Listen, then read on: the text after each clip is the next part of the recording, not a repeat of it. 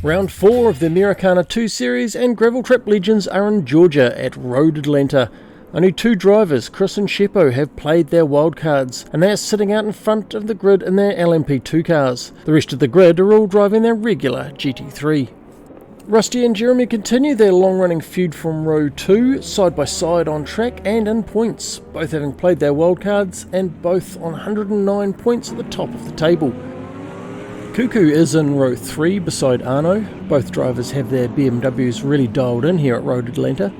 And Magic has joined the grid in row 4 alongside the real BS.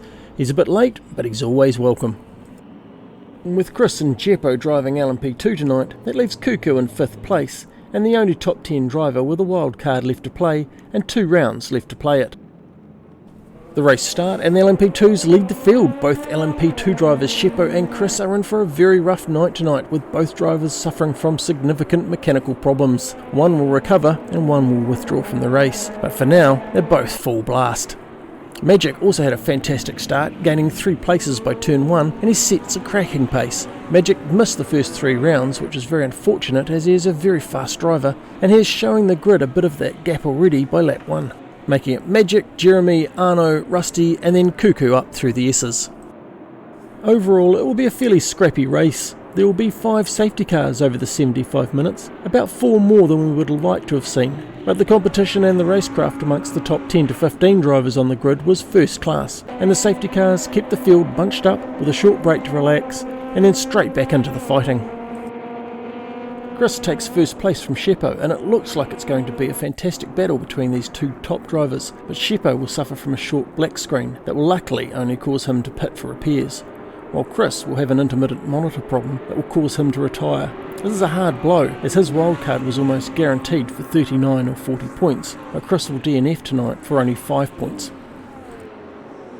Rusty and Arno slug it out for 3rd place. The hard braking zone into the chicane is a prime attack point, the long straight giving the trailing car a strong draft, and their choice over an inside or an outside challenge. Arno beats Rusty off on lap 5, but then Rusty uses the draft again and tries the other side to attack on lap 6, and then a clever under and over out of the chicane, and he's able to slip past Arno under the bridge and take 3rd overall.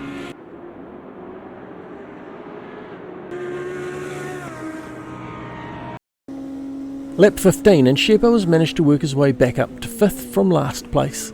His black screen episode heavily damaged his car, but with Chris withdrawing, he is now the only LMP2 on track. Sheppo has 15 minutes to regain the lead, and he does it with very careful, measured driving. With no pressure from Chris, he takes no risks and carefully picks off each GT3 car one at a time, regaining the lead with 10 minutes to spare. Not the race he was expecting, but better than he thought he was going to get when his screen went blank.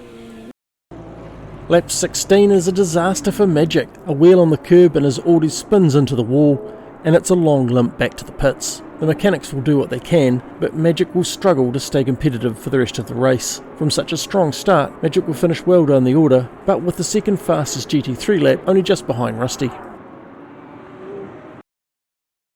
30 minutes in and Sheppo has the lead, but still with a full service pit stop ahead of him, and with so many safety cars, he's unable to lap the field, meaning he knows he's going to lose and then have to regain first place again after his pit stop.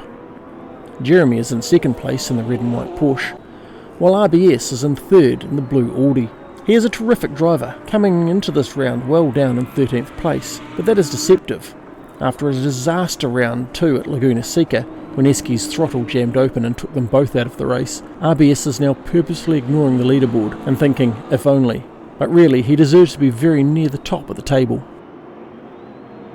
Cuckoo is 4th, No Frills 5th, and TB9 in 6th place, while Arno battles Kiz for 7th overall.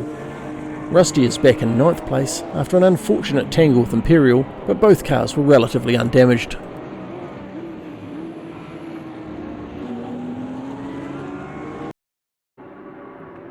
No Frills is having a great night. He's had some disasters leading up to Road Atlanta with some DNFs, but he's absolutely on fire in Georgia, giving Cuckoo a battle for 4th overall. The McLaren showing its legs down the straight, and it's great to see No Frills getting to grips with his car and able to mix it up with the series leaders. Good clean racecraft from both drivers through the chicane. 55 minutes in, lap 32, Sheppo has pitted the LMP2 and fallen back to 15th place.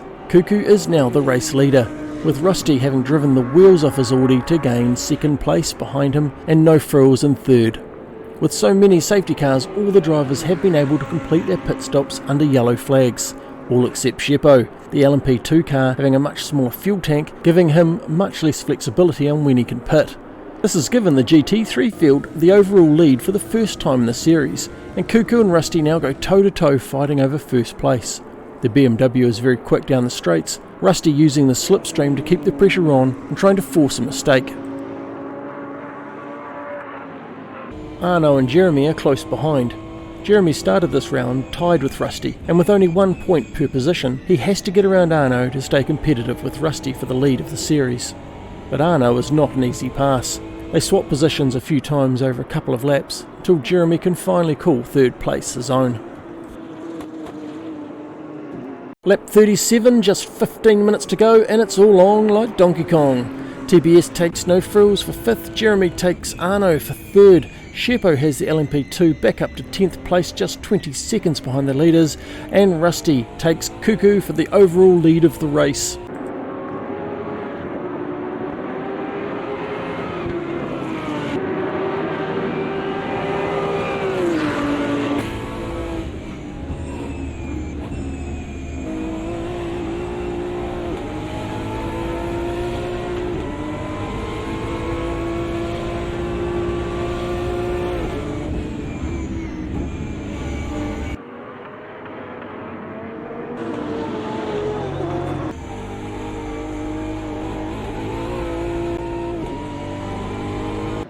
A very rare mistake from Cuckoo and he spins. No damage, but he loses 5 positions and a chunk of tyres. Cuckoo recovers and rejoins. He is still in the fight, but he cannot catch Rusty from here. It was a lost opportunity for 5 extra points that may well prove costly.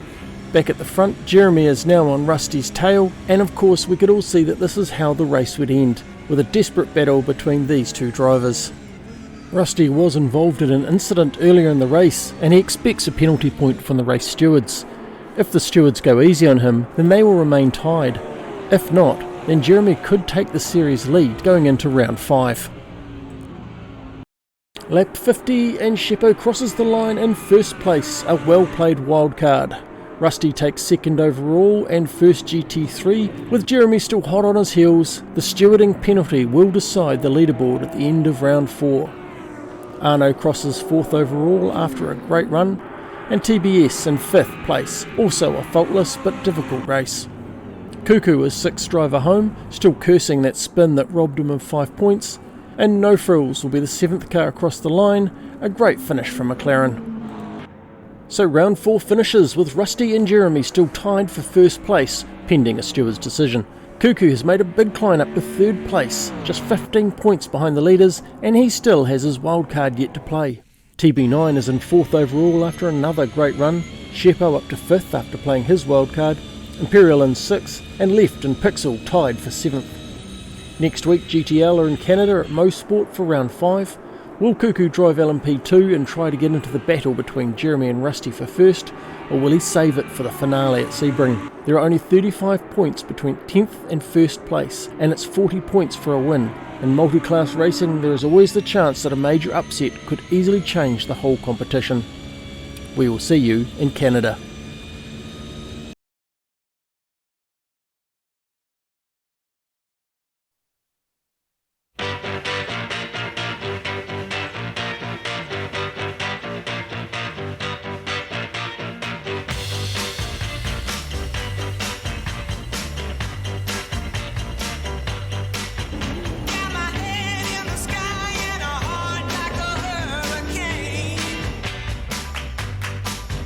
Get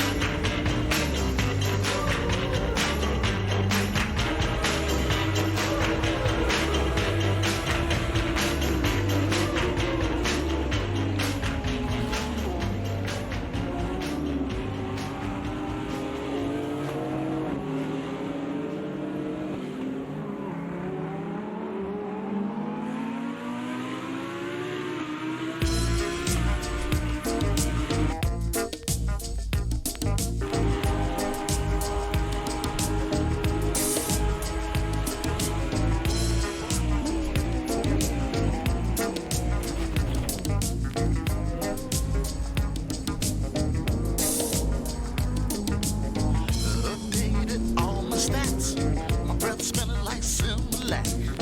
Can tell by the friendly chat that you look for the milky wax. These notes will ignite you, and my chest hair will entice you. Before the night is done, we'll have lots of fun. That mountain way you strut, you slip me out the cut. I know you want my stuff, cause my funk is real enough. Sex Panther on the chase, that scent you wanna taste. Pheromones all over the place. Got you hot, look at your face. Know what you're wearing tonight and what it means. You know all the nasty things, it's the brain. Peripheral hit me with the mind game. Subliminally let me know that we can play. Got good sense to know the those you got. Let me on the field and take the yard. Take this money and buy you. Gonna make this money and rock you.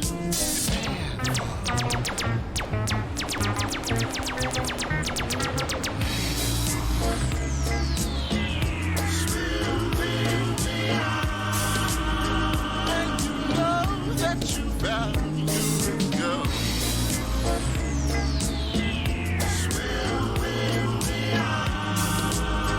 And you know that you value my man funk.